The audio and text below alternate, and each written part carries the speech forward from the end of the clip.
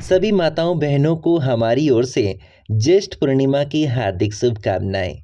माताओं, आइए सुनते हैं ज्येष्ठ पूर्णिमा की व्रत कथा। उससे पहले हम एक बार जयकारा बोलेंगे। बोलिए श्री गणेश भगवान की जय। ज्येष्ठ पूर्णिमा की विधि जानते हैं कि इस व्रत की विधि हमें कैसे करनी चाहिए। इस पूर्णिमा को मंगलवार और ज्येष्ठ नक्षत्र हो तो अधिक फल प्राप्त होता है। सरसों मिश्रित जल से स्नान करें, बिल्व वृक्ष की गंध पुष्प आदि से पूजन करें, तत्पश्चात भोजन करें। भोजन को कुत्ता, सूअर, गधा आदि को नहीं दिखाना चाहिए और यदि देख ले तो उसे वहीं छोड़ दें। इस प्रकार प्रत्येक पूर्णिमा को इस पूर्णिमा से प्रारंभ करें। अंतिम पूर्णिमा को एक पात्र में बालू मिट्टी, जौ, गेहूं, चावल और तिल भरें। दूसरे कपड़े को बिछाकर उस पर शिव पार्वती की प्रतिमा रखें और विधि विधान से उनका पूजन करें। बिलपत्र की 1000 आहुति से हवन करें और 16 या 8 नहीं तो 4 जोड़ी स्त्री पुरुष को वस्त्र और आभूषण धारण कराएं तो समस्त मनोरथ सिद्ध होते हैं।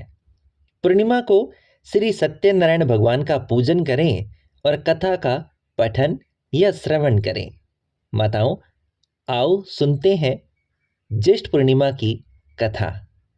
द्वापर युग में एक समय की बात है। यशोदा जी ने कृष्ण से कहा कि हे कृष्ण, तुम सारे संसार के उत्पन्न करता, पोषण तथा उसके संहार करता हो। आज कोई ऐसा व्रत मुझसे कहो जिसके करने से मृत्यु लोक में स्त्रियों को विधवा होने का भय न रहे और यह व्रत सभी मनुष्यों की मनोकामना पूर्ण करने वाला हो। श्री कृष्ण कहने लगे, हे माता, तुमने अति सुंदर प्रश्न किया है। मैं तुमसे ऐसे ही व्रत को सविस्तार कहता हूं। सौभाग्य की प्राप्ति के लिए स्त्रियों को 32 पूर्णिमाओं का व्रत करना चाहिए। इन व्रत को करने से स्त्रियों को सौभाग्य संपत्ति मिलती है। यह व्रत अचल सौभाग्य को देने वाला और भगवान शंकर के प्रति मनुष्य मात्र की भक्ति को बढ़ाने वाला होता है। यशोदा जी कहने लगी, कृष्ण, सर्वप्रथम इस व्रत को मृत्युलोक में किसने किया था, इसके विषय में विस्तार पूर्वक मुझसे कहो। श्री कृष्ण भगवान कहने लगे कि इस भूमंडल पर एक अत्यंत प्रसिद्ध राजा चंद्रहास से पालित अनेक प्रकार के रत्नों से परिपूर्ण कातिका नाम की एक नगरी थी। वहां धनेश्वर नाम का एक ब्राह्मण था और इसकी स्त्री अति सुशील रूपवती थी। दोनों ही उस नगरी में बड़े प्रेम के साथ रहते थे। घर में धन धान्य कोई कमी नहीं थी। उनको एक बड़ा दुख था, उनके कोई संतान नहीं थी, जिस वजह से वह बहुत दुखी रहते थे। एक दिन एक बड़ा तपस्वी योगी उस नगरी में आया। वो योगी बाकी सभी घरों से भिक्षा मांगकर भोजन किया करता था, लेकिन उस ब्राह्मण के घर से भिक्षा नहीं मांगा करता था। एक दिन योगी गंगा किनारे भिक्षा मांगकर प्रेम पूर्वक खा रहा था कि धनेश्वर ने योगी को ये सब करते देख लिया। धनेश्वर योगी से बोले, सभी घरों से आप भिक्षा लेते हैं, परंतु मेरे घर की भिक्षा कभी भी नहीं लेते। इसका क्या कारण है?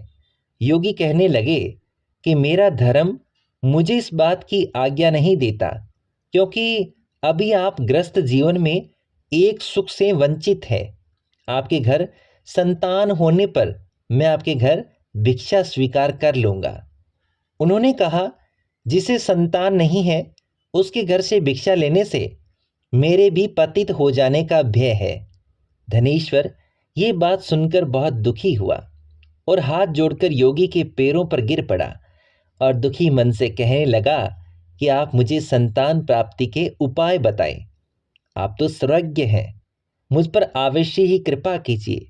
धन की मेरे घर में कोई कमी नहीं है, लेकिन मैं संतान न होने के कारण अत्यंत दुखी हूं। आप मेरे इस दुख का हरण कीजिए। ये सुनकर योगी ने कहा, तुम चंडी की आराधना करो। घर पहुंचकर उन्होंने ये सारी बात अपनी पत्नी को बताई और खुद वन में चला गया। वन में पहुंचकर उसने चंडी की आराधना की, उपवास किया। चंडी ने 16 दिन उसको सपने में दर्शन दिए और कहा, हे धनेश्वर, जा, तेरे पुत्र होगा, लेकिन उसकी आयु सिर्फ 16 वर्ष होगी। 16 वर्ष की आयु में उसकी मृत्यु हो जाएगी। अगर तुम दोनों स्त्री और पुरुष 32 पूर्णिमाओं को व्रत करोगे तो वह दीर्घायु हो जाएगा। जितना तुम्हारा सामर्थ्य हो उतने आटे के दिए जलाकर शिवजी का पूजन करना, लेकिन पूर्णमासी 32 ही होनी चाहिए। सुबह होते ही तुम्हें इस स्थान के पास एक आम का पेड़ दिखाई देगा। उस पर चढ़कर एक फल तोड़कर अपने घर चले जाना। अपनी स्त्री को इस बारे में बताना। सुबह स्नान होने के बाद स्वच्छ होकर शंकर जी का ध्यान करके उस फल को खा लेना। तब शंकर भगवान की कृपा से उसको गर्भ हो जाएगा। जब ब्राह्मण सुबह उठा तो उसे उस स्थान पर आम का पेड़ दिखाई दिया। वह उससे फल तोड़ने के लिए चढ़ा, लेकिन वह पेड़ पर नहीं चढ़ पा रहा था। यह देखकर उसे बड़ी चिंता हुई। उसने भगवान गणेश की उपासना की और कहा, हे दयानिधे, अपने भक्तों के विघ्नों का नाश करने वाले, उनके मंगल कार्य को करने वाले, दुष्टों का नाश करने वाले, रिद्धि सिद्धि देने वाले, आप मुझे इतना बल दें कि मैं अपनी मनोकामना पूरी कर सकूं। इसके बाद वह पेड़ से फल तोड़कर अपनी पत्नी के पास पहुंचा। उसकी पत्नी ने अपने पति के कहे अनुसार इस फल को खा लिया और वह गर्भवती हो गई। देवी की कृपा से उसे बहुत सुंदर पुत्र पैदा हुआ। उसका नाम उन्होंने देवी दास रखा। माता पिता के हर्ष और शोक के साथ वह पल पल बढ़ने लगा। भगवान की कृपा से बालक बहुत सुंदर था, सुशील और पढ़ाई लिखाई में भी बहुत निपुण था। दुर्गा जी के कथा अनुसार उसकी माता ने 32 पूर्णमासी का व्रत रखा। जैसे ही 16वां वर्ष लगा तो दोनों पति पत्नी बहुत दुखी हुए। उनके पुत्र की मृत्यु न हो जाए, इस भय से उन्होंने सोचा कि अगर उनके सामने ये सब हुआ तो वो देख नहीं पाएंगे। तभी उन्होंने देवीदास के मामा को बुलाया और 1 वर्ष के लिए देवीदास को काशी में पढ़ने के लिए भेज दिया। 1 वर्ष के बाद उसे वापस लेकर आ जाना ये बोला गया था। देवीदास अपने मामा के साथ एक घोड़े पर सवार होकर चल दिया।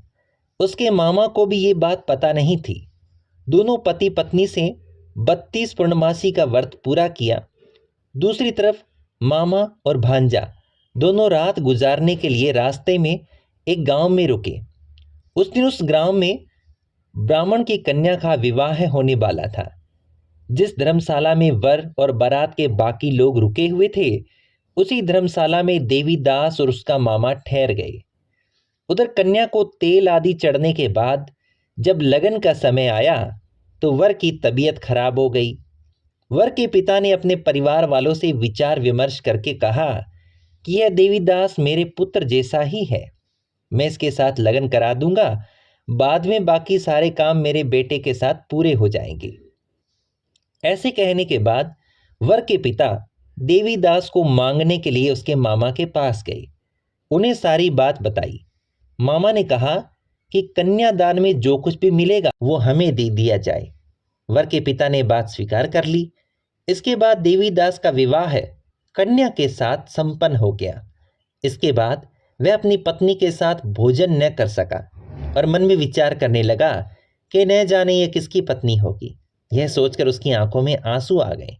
तब वधू ने पूछा कि क्या बात है, आप उदास क्यों हैं? तब उसने सारी बातें पत्नी को बता दी। तब कन्या कहने लगी, ये तो ब्रह्म विवाद के विपरीत है। आप ही मेरे पति हैं, मैं आपकी पत्नी रहूंगी, किसी अन्य की कभी नहीं।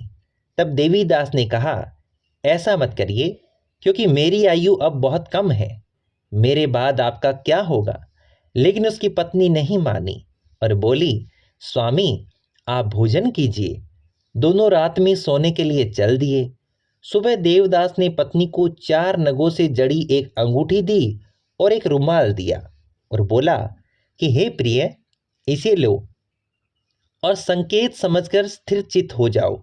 मेरे मरण और जीवन जानने के लिए एक पुष्प वाटिका बना लो, उसमें सुगंधित वाली एक नवमालिका लगा लो, उसको प्रतिदिन जल से सिंचा करो और आनंद के साथ खेलो कूदो। जिस समय और जिस दिन मेरा प्राणांत होगा, उस दिन ये फूल सूख जाएंगे।